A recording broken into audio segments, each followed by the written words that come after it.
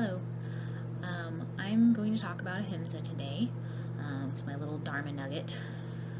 So, Ahimsa is actually I think of it as like a little leaf off of the branch of one of the Yoga Sutras. It's actually the very first Yoga Sutra called the Yamas.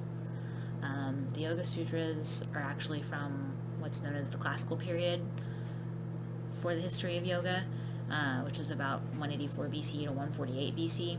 And this is where Patanjali, who's a really important figure in the history of yoga, created the Yoga Sutras, also known as Raja Yoga and the Eight-Limbed Path.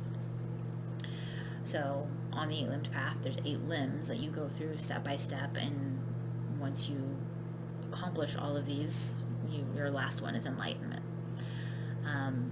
So the first 2 limbs are Yamas and Niyamas. The Yamas focus on outer observances, Niyamas are your inner observances, but they're both they act in a cycle so that they kind of feed on themselves, and it's important to make sure that you're considering what's in each of these leaves of these limbs,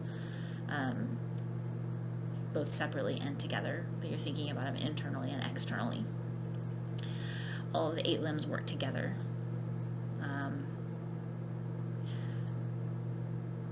So Ahimsa is one of the first leaves of the Yamas, and it means nonviolence, which also means, don't engage in any sort of violence. And since we're considering inner and outer, don't do it towards yourself or others, which makes it really easy, I'm not violent, I'm just not going to go around punching people even if I want to.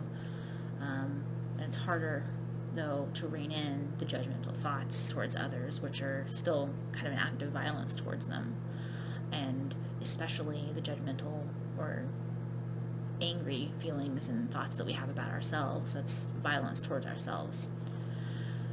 Violence itself is often rooted in fear, and so in order to counter the fear and the violence, compassion is the way. That is what's going to help open us up for peaceful and loving growth, to be able to respond instead of just react. So today on your mats, think and consider, how can I stop committing internal acts of violence towards myself and others? Specifically on the mat, maybe you're kinder to yourself when you don't get the pose the way you want it. Or consider compassion when your body is like, I need a child's pose, and this is the 4th downward dog, and I'm not getting there. Let yourself go into the child's pose. And, maybe you don't compare your experience in a pose to the person next to you. Everything's personal. We're all here for our own experience. And that's okay. That's Ahimsa, not violence. It's compassion.